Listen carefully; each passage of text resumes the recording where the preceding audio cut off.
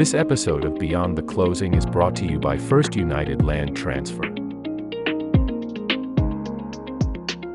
Hey everyone, this is Lizzie with First United. I'm doing another episode of Beyond the Closing. With me today, I have Jasmine Clark from EXP Realty. Jasmine, thank you so much for coming in today and having a chat with me and everything. Appreciate it. Of course, yeah, I'm happy to. Thank you for inviting me, of course. Yeah, absolutely. So I'm really just gonna dive right into it. Tell me a little bit about your background and like how you got into real estate. No, for sure. So I originally started working in the medical field right out of high school. So I was doing that for a while. Really found a passion for just helping people, that genuine care for them. And so my grandfather actually was a real estate investor in like Jersey, also in PA, and then kind of out west as well. So kind of just following in his footsteps. Eventually, I hope, to be able to invest. But yeah, I just kind of found a real love for real estate and got my license within, 8 weeks with the local school here. Yeah. So yeah, it's just been great ever since joining EXP. It's been awesome. Now, how long have you been doing this? So just since the beginning of the year. So about like 6 months now. Okay, so you're like fresh still, very fresh, which Correct, is yes. exciting For and sure. scary. Something of like that, yeah, for sure. Now, are you the only, other than your grandfather, are you the only one in your family that took the real estate field? Correct, yeah. So my mom, she did pursue it for a while, and then she kind of just went back to her accounting job that she has and stuff like that. So that's awesome. But yeah, so I'm the only one really right now that's still following that passion.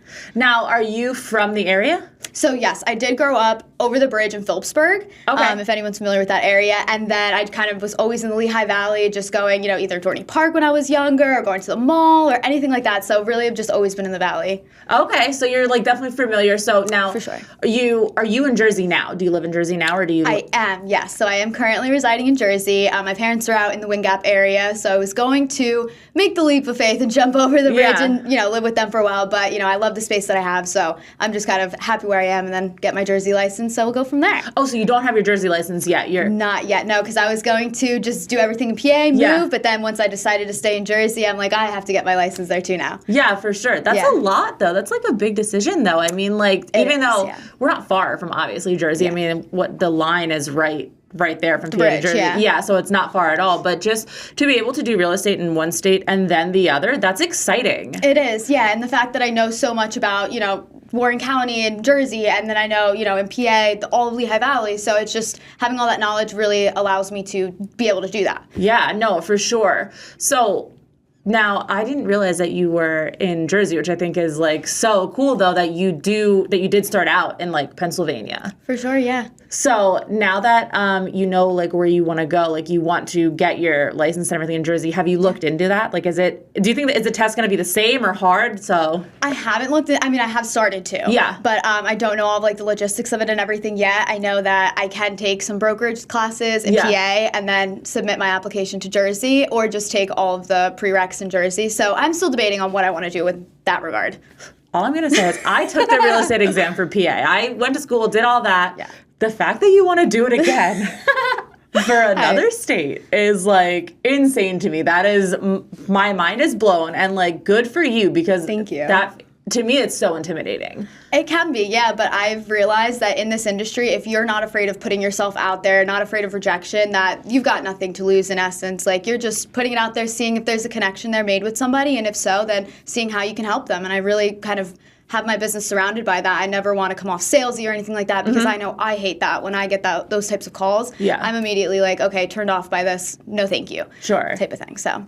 Now, 6 months you said about. Correct, yeah. Have you had many closings? So I did have one end of May, so that was really great. And then I have a couple listings coming up. The owners are doing some repairs right now. Okay. And I've been working with some rentals as well. So nice. Pretty busy. I'm happy about my start, but I know I'm just excited for where I'm going to be in a couple of years. Oh yeah, like there's limitless. Absolutely. But the fact that you have been so busy with starting off, 6 months that's not that long. So you should definitely be really proud of yourself for sure, because that's, to have more than one deal is, something, but to have multiple and everything is definitely. Sure. So you are a new agent, then what are some of the biggest challenges that you've had so far? For sure. So getting yourself out there, just not having that, afraidness of meeting people or anything like that. And also like work-life balance, because this is like a 24/7 type of job. So really just making sure that my relationships, I'm nurturing them and I'm not, putting them off or making anyone feel like it's a competition for my attention in a way, if you would. So that's really, I think, been my biggest challenge. Now, are you fully doing real estate? Do you have a side job or anything like that? Or are you? So I am doing full-time real estate. Okay, that's exciting. It is. It can be a lot, but it's really exciting. So now, to put yourself out there and to meet new people, like how do you go about doing that? So I like to attend like mixers, especially like in Easton. There's a lot, they host a lot of events. I also like to go out and just do door knocking because, having that in-person connection, having that, you hear the tone in people's voices. I think it means a lot more rather than just a phone call or an email or a text or anything like that. And then really just reaching out to other agents and seeing how, we could help each other, mortgage lenders, things like that, and just building relationships up that way. So I do have to say we met because you came to one of our events here at First United, which I think is like amazing because like you said, just putting yourself out there is the way to go. I do have to ask, I do have to rewind for a second. Door knocking. Tell me about that because that gives me anxiety. No, of course. So it can be a lot. So some people, are very friendly and they're very nice about it. Like, no, thank you. Other people are not so afraid to just close the door in your face. And I'm like, okay, that's, comes with it. Yeah. So it's been, 50-50, I think. Nothing has really come of it yet. But I know in the future, everyone who has a house is a potential seller at some point. So just keeping that in the back of my mind and not being afraid of hearing a rejection. Listen, I'm terrified of rejection, so. I used to be, I can't lie. I used to be, but once I got over the hump of, okay, we're all adults, like if they don't like it and I'm not their cup of tea, that's okay. Like somebody else out there will be and that's fine with me. Like you don't take any of it personally? No, not at all. Especially because, like I said, this industry, it can be very brutal with work-life balance and just not taking things personally. Like it's business at the end of the day, so having that fine line of personal and business, it can get a little, in that gray area, but just differentiating the both has really helped me. Okay, so I can definitely respect that and feel that because I think I would have a hard time being able to. So I'm like, of course, not taken back or anything like that because I am glad that you have that mindset because not everybody does. I wouldn't.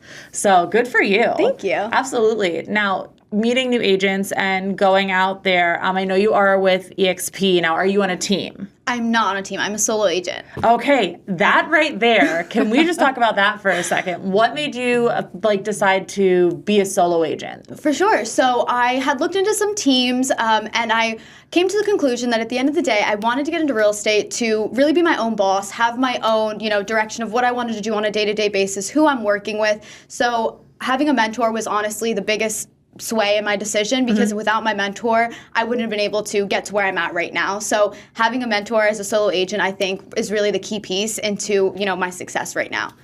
I just feel like you obviously have to have that passion and accountability because you are the one holding yourself accountable. Do you find that challenging at all?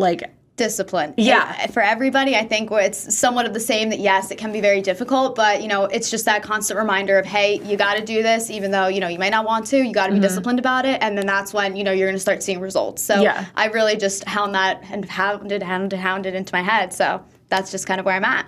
So I am discipline like that is one of the things that I, again, would struggle with, I feel, because you have to help hold yourself accountable. Like if you want to succeed, you are the one who's pushing it. So exactly, yeah. I think of it kind of the same as like going to the gym. If you be consistent and you're disciplined about it, you're going to see the results that you're looking for. So I kind of just compare those, kind of side by side, if you would. No, that's good. That's good. So how do you find the balance then between personal life and professional life since you are the one who lays it all out? No, for sure. So I kind of just from a certain day, from a certain time, I will block off 24 hours that, okay, this is my time for my family, for whomever, that we're going to go out, we're going to have a good time, and I'm not going to use my phone or be, dealing with work. So usually it's like a Saturday midday to Sunday midday. So I'm not really missing anything too much. Good. Like there's not a whole day that I'm unresponsive or anything like that. But there is a need for, personal time, family time, things like that. So it's not, a consuming feeling of, the industry just taking over your whole life. Right. You do still have to have that balance and everything because you are passionate. I can see that you're passionate about it, obviously. And I just feel like sometimes when people don't have that time set aside, they could lose that passion, which is obviously you never want to do. Yeah, they could lose it very quickly because, like I said, depending on, how how much volume, you're closing each year, like it could consume your entire life. So having that balance is super important.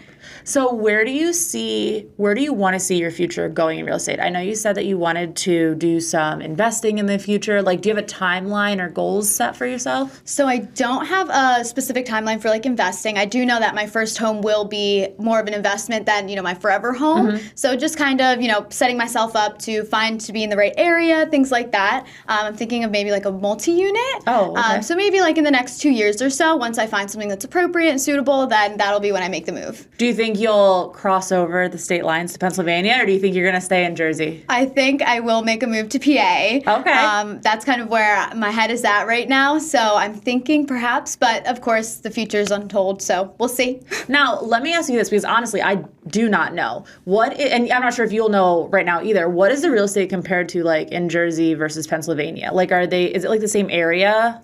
Yes and no. So it just really depends on where you're at. Like especially Warren County, you'll see homes, priced at anywhere from $450 upwards of, $650. So it really just depends on what town you're in and things like that. And I know right over the bridge in PA, if you're on College Hill as opposed to, maybe in the West Ward, like prices are going to be different. So it's really just knowing the market. And I would say they're somewhat similar, but they can be very different as well. So it's funny you say that, because I went to a wedding in April in Jersey. And when I think of Jersey, I think of the shore.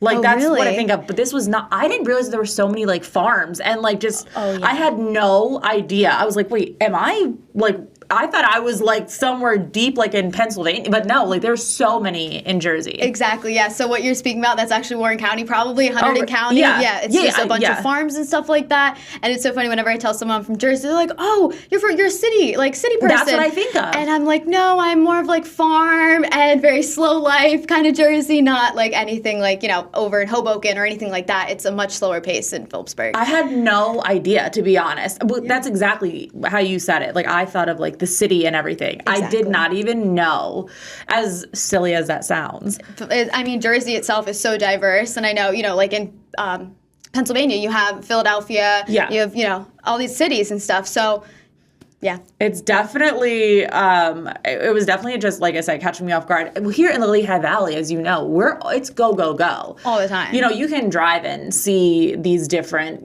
farmlands or whatever and the different areas, but we're in the Lehigh Valley, so it's crazy busy. And yeah, it's like slow life living that I was like going through. I was like, what in the world? Exactly, so, yeah. I can see why it's appealing, though, not to leave, for sure. I can see why you decided to stay there. And, I'm always going to be a Jersey girl. I've always said that. So I'm thinking, we'll see in the future where I end up. You know what I mean? That's exciting. So when you're not doing real estate, when you're not, worried about making those connections, what are your hobbies? What do you do for fun? Like, what makes you you? Oh my gosh, for sure. So I really love to go on hikes, go on walks. Every morning I try to get out at least, do 10, 15 minutes of walking, if not go on a hike or something. I really love just spending time with friends and family. Like that is the most important thing to me right now in my, life. So I just love spending time with them. And also just, I feel like a big part of who I always was networking. So okay. I still love to just go out and, go to events and stuff like that. So even though I might not look at it as business, it is in a way. So,